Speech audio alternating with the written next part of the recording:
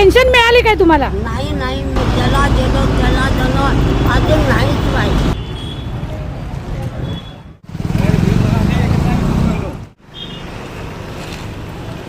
मावशी तुम्ही काय करायला आलेला? मिळाली? किती वाजता आलाय सकाळी? 9:30ला काय सांगितलं त्यांनी?